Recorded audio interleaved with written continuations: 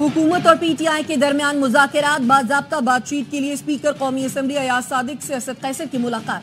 मुल्की मफाद में इत्तफ़ाक़ राय पैदा करने पर तबादला ख्याल। अयाज सादिक ने कहा, आप अपनी जमात से सख्त मौक़िफ़ रखने वालों को समझाएं, मैं अपनी जमात के लोगों को समझाऊंगा। पीटीआई क़यादत ने बानी से मुलाकात की दरख्वास्त कर दी। असद कैसर ने कहा, मुलाकात में मजीद मुशावरत करेंगे। सिविल नाफरमानी की तहरीक का फैसला अब भी बरकरार है। शौकत यूसुफजई का कहना है, हुकूमत ने मुज़ाकरात न किए तो 2 रोज बाद सिविल नाफरमानी का आगाज हो जाएगा। लीगी सेनेटर इरफान सिद्दीकी कहते हैं, सिविल नाफरमानी की तलवार लटकाकर मुज़ाकरात नहीं हो सकते।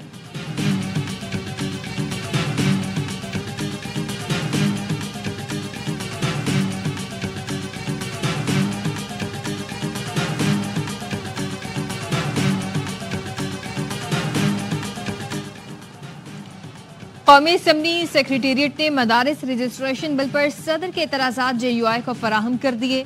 दीनी मदारिस के रजिस्ट्रेशन का नया हुकूमती मुसव्वदा भी मौलाना फजलुर रहमान को दे दिया गया। जमीयत उलमा इस्लाम के कानूनी मुशीर कामरान मुर्तज़ा कहते हैं, एतराज़ात मौसूल हो गए, मौलाना फजलुर रहमान इस पर मौक़िफ़ देंगे। सुप्रीम कोर्ट की आईनी बेंच ने वफाकी हुकूमत से 9 और 10 मई की FIRs और दीगर तफसीलात तलब कर ली। आईनी बेंच ने मिलिट्री कोर्ट में ट्रायल के रूल्स भी मांग लिए। दौरान समाअत जस्टिस जमाल मंदुखिल ने इस्तफसार किया, जो शख्स आर्म्ड फोर्सेज में नहीं वो इसके डिसिप्लिन के नीचे कैसे आ सकता है? क्या गैर मुतल्लिका शख्स को डिसिप्लिन के नीचे लाना आर्टिकल 8 की खिलाफ वर्जी नहीं होगी? इस तरह तो कोई उकसाने का सोचे, उस पर भी आर्मी एक्ट का इतलाक होगा। मुल्क में सबसे बड़ा ओहदा सदर पाकिस्तान का है। ऐवानी सदर पर हमला हो तो ट्रायल ATC में होता है। जो शख्स आर्मी एक्ट का सब्जेक्ट नहीं, उसको बुनियादी हुकूक से कैसे महरूम किया जा सकता है?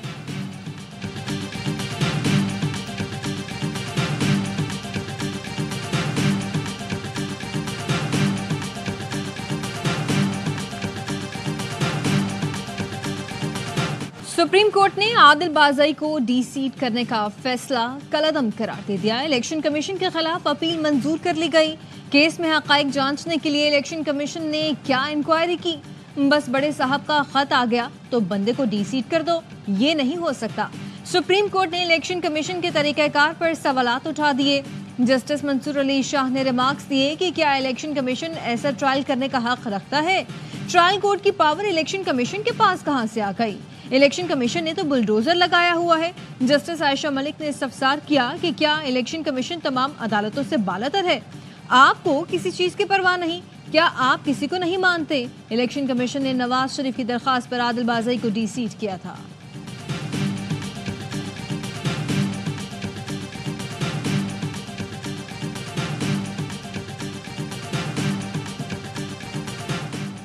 सुप्रीम कोर्ट की आईनी बेंच ने प्रैक्टिस एंड प्रोसीजर ऑर्डिनेंस के खिलाफ दरखास्तें खारिज कर दी। जस्टिस अमीनुद्दीन खान ने रिमार्क्स दिए, प्रैक्टिस एंड प्रोसीजर ऑर्डिनेंस खत्म हो चुका। जस्टिस जमाल मंदुखिल ने कहा, कानून आ जाए तो ऑर्डिनेंस खुद ब खुद खत्म हो जाता है।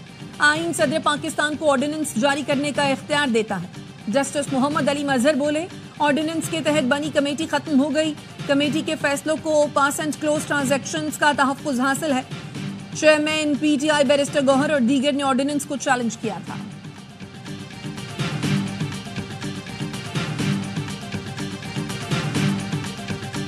इस्लामाबाद हाई कोर्ट ने बुशरा बीबी के खिलाफ FIA की दरखास्त निपटा दी। तुलशा खाना 2 केस में बुशरा बीबी की जमानत मंसूख करने की दरखास्त पर जस्टिस मियां गुल हसन औरंगजेब ने कहा, हाई कोर्ट जमानत देती है तो मुल्जिम अगर पेश ना हो तो ट्रायल कोर्ट जमानत मंसूख कर सकती है। ये हाई कोर्ट के ऑर्डर में तौहीन अदालत नहीं होगी।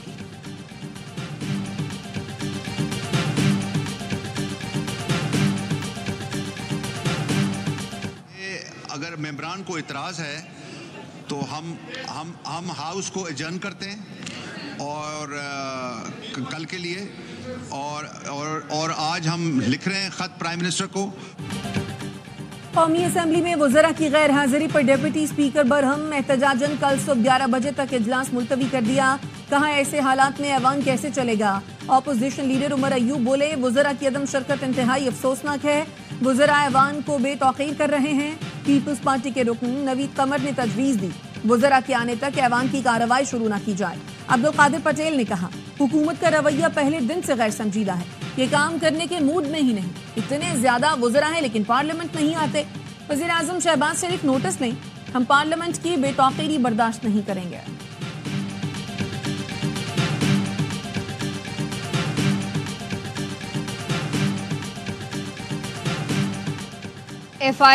FIA ने दुबई में पाकिस्तानी शहरियों की जायदादों से मुतालिक 43 केसेस बंद कर दिए। विफाकी तहकीकाती इदारा 50 से ज्यादा शहरियों के खिलाफ अहम शवाहिद इकट्ठे न कर सका। 6 साल की तहकीकात के बाद केसेस बंद कर दिए गए।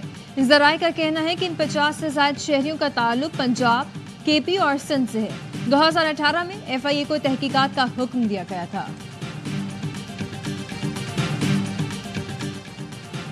सोशल मीडिया पर बदनीयती पर मबनी मुहिम IG इस्लामाबाद ने मुल्जिमान को नोटिस जारी कर दिए। JIT ने सिबगतुल्लाह वर्क, मोहम्मद अरशद, अताउर रहमान, अजहर मशवानी, कोमल आफरीदी, अरूसा नदीम शाह और अली मलिक को कल तलब कर लिया। अक़वाम मुत्तहिदा की जनरल असम्बली ने गज़ा में फौरी और गैर मशरूत जंगबंदी की करारदाद मंजूर कर ली। अक़वाम मुत्तहिदा में करारदाद और मिस्र में जंगबंदी मुज़ाकरात के बावजूद गज़ा पर इसराइली हमले जारी। बैतुल अहिया में बमबारी से एक ही खानदान के 22 अफराद शहीद और मुतअद्दिद जख्मी हुए। कमाल उदान अस्पताल के करीबी सेहानी अफवाज ने बम बरसा दिए। खातून सहाफ़ी, शौहर और 3 बच्चों समेत शहीद। अमदादी सामान ले जाने वाले पर इसराइल के फ़िज़ाई हमले में 12 अफराद निशाना बने और दर्जनों जख्मी भी हुए।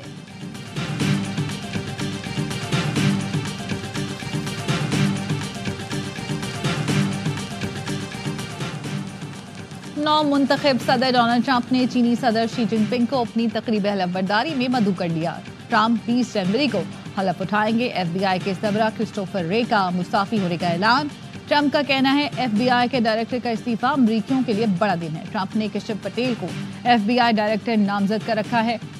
2022 में ट्रंप की रिहाइशगाह पर FBI के छापे के बाद से ट्रंप और क्रिस्टोफर के ताल्लुकात खराब हैं।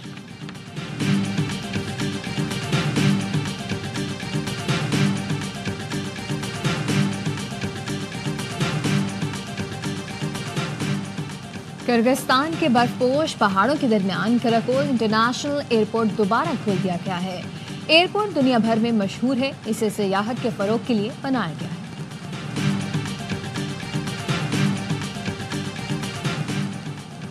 कराची में 19वां आलमी कुतुब मेला आज से एक्सपो सेंटर में सजेगा। 330 से ज्यादा स्टॉलों पर मुल्की और गैर मुल्की कुतुब, बच्चों की कहानियां और दीगर असनाफ अदब की किताबें दस्तयाब होंगी। 17 मुल्कों से 40 इदारे नुमाइश का हिस्सा। और चैंपियंस T20 कप में स्टालियंस और मार्कोर्स की टीमें मद मुकाबल। आज के दूसरे मैच में लायंस का डॉल्फिन से मुकाबला होगा। तमाम मैच A स्पोर्ट्स पर बराह रास्त दिखाए जा रहे हैं।